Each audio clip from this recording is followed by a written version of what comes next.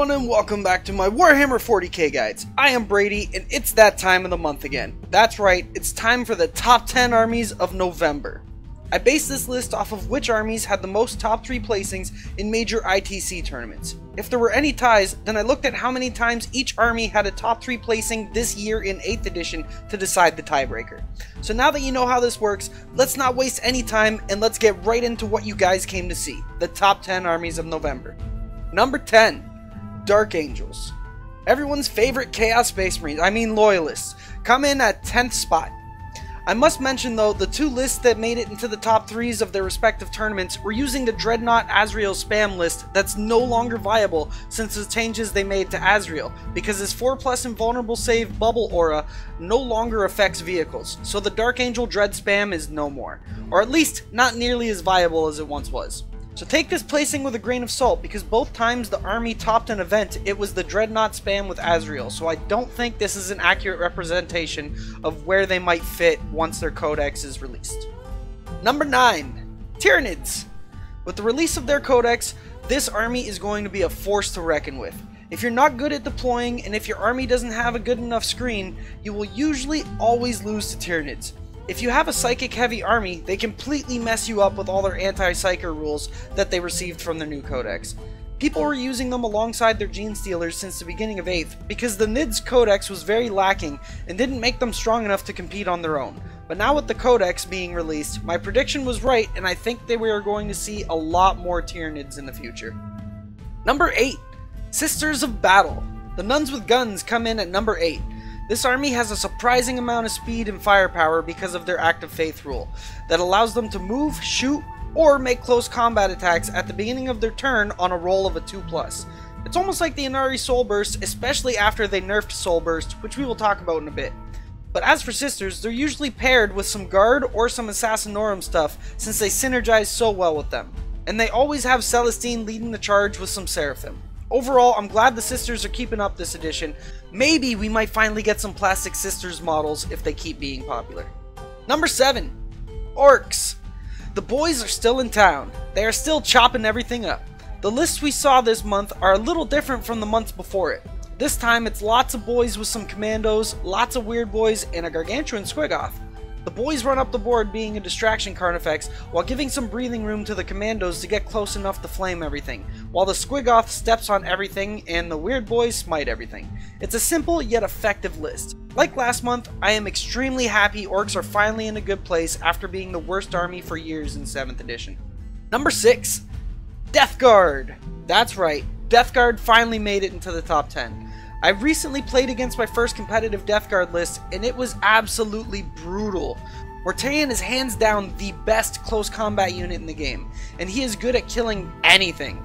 He is anti-infantry while also being anti-tank. He's pretty much just anti-life for your opponent. And with his 4+ invulnerable combined with his 5+ feel no pain and the stratagem that makes him -1 to hit, this guy feels straight up unkillable. While he's flying into the fray, his bloat drones follow suit and torch the crap out of the screening units so that Morty can charge the big juicy ones behind it, all while plague burst crawlers are destroying your tanks in your backline. After playing against it for the first time, I can easily say Deathguard are the new 7th edition Necrons in the sense that they are super frustrating to fight against, because they're just so resilient, and everything has multiple wounds, so it takes forever to kill one model. If you want the most resilient army in the game, I think Deathguard is where it's at. Number 5. Imperium. When I say Imperium, I mean Imperium Soup. And for those of you that don't know what that means, it means when you make an army out of the most points efficient unit possible from all of the sub-factions and shove them into a soup detachment. They are called soup because you literally just throw anything into the soup to make it taste better. All of the Imperium soup lists I looked at were pretty much Ultras with Guard with Celestine and friends that I talked about in my last video. Imperium definitely has some good units to pick from. Now it's time for the top 4 armies of November. Number 4. Ultramarines. The Ultras have been doing great since the beginning of 8th. Guilliman is still super strong, and these lists were pre-chapter approved, so everything in their army was still cheaper. I still think the army is going to be good even after chapter approved, but I think it might head in another direction with the new points reductions to Primaris models. I know since 8th edition started, I've been saying Primaris aren't worth their points, but since they've had their points reducted enough, I think they might be on the edge of being competitive. I'll need some more playtesting to figure that one out though. Overall, I think Ultramarines are still in a good place, and even with the slight nerfs and buffs, I don't see the army leaving top 4 anytime soon. Number 3. Imperial Guard. Like Ultramarines, the Guard have been doing well since the beginning of 8th, although the lists for Guard were vastly different a couple of months ago compared to how they are now. They are also one of the most popular armies, so they always get a good showing at every event. And the army is fairly easy to play as long as you have good target priority. There are lots of different variations of Guard lists, with most of them using Primaris Psykers and Celestine, but they have so many good things to offer that you see so many different versions everywhere, which is what I like about the Guard. Variety helps this game's lifespan, and even though the Guard are constantly winning, they are doing it with different lists, so it doesn't feel as stale as 7th edition used to be. Overall, I think Guard is still a great choice as your main force, or even as allies for an Imperium suit. And like Ultras, I don't think they are going anywhere anytime soon. Number 2. Inari. Now I have to explain something. The Inari list that topped in these events did so before the FAQ change that made Inari almost unplayable. Inari used to be able to soul burst as much as they want, and during their opponent's turn. With the FAQ, they can now only soul burst once and can't soul burst on the enemy's turn. This absolutely neutered the army, and I think you'll only ever see Inari in single detachments alongside normal Eldar, Harlequins, or Drukhari. Going forward, I think Eldar is going to take over the spot for Inari, since Eldar players are starting to figure out how to build for 8th now. Now, time for the top army of November, and the number 1 spot, which is Chaos. I grouped Chaos together instead of having Demons and Marines separated, because out of every list I looked up, all of the Chaos lists had Marines and Demons together, so might as well group them together and just call it Chaos. Chaos Space Marines on their own are good. Demons on their own are okay, but together they make an unstoppable force, it seems.